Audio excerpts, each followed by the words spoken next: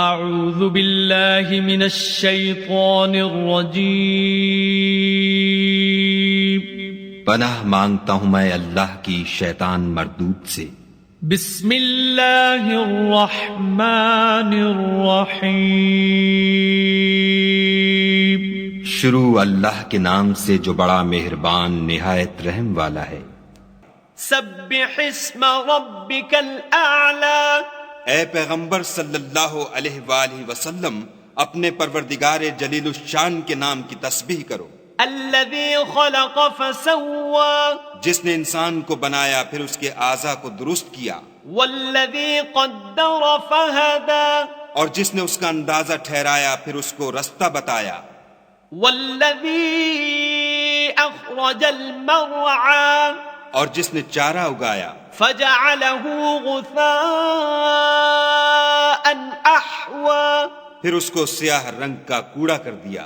سنقرئک فلا تنسى، ہم تمہیں پڑھا دیں گے کہ تم فراموش نہ کرو گے، الا ما شاء اللہ انہ یعلم الجہر وما یخفی، مگر جو خدا چاہے وہ کھلی بات کو بھی جانتا ہے اور چھپی کو بھی۔ وَنُيَسِّرُكَ لِلْيُسْرَى، ہم تم کو آسان طریقے کی توفیق دیں گے، فَذَكِّرْ إِن نَّفَعَتِ الذِّكْرَى، سو جہاں تک نصیحت کے نافع ہونے کی امید ہو نصیحت کرتے رہو۔ سَيَذَّكَّرُ مَن يَخْشَى، جو خوف رکھتا ہے وہ تو نصیحت پکڑے گا، وَيَتَجَنَّبُهَا الْأَشْقَى، اور بے خوف بدبخت پہلو تہی کرے گا، الَّذِي يَصْلَى النَّارَ الْكُبْرَى، جو قیامت کو بڑی تیز آگ میں داخل ہوگا، ثُمَّ لَا يَمُوتُ فِيهَا وَلَا يَحْيَى، پھر وہاں نہ مرے گا نہ جیے گا۔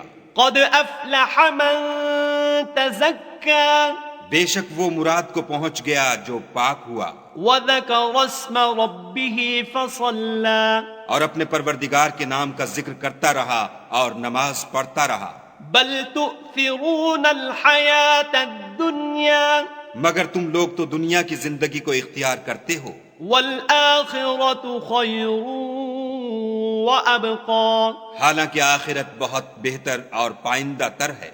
إِنَّ هَذَا لَفِي الصُّحُفِ الْأُولَى، یہی بات پہلے صحیفوں میں مرقوم ہے، صُحُفِ إِبْرَاهِيمَ وَمُوسَى، یعنی ابراہیم اور موسیٰ کے صحیفوں میں۔ صدق اللہ العظیم۔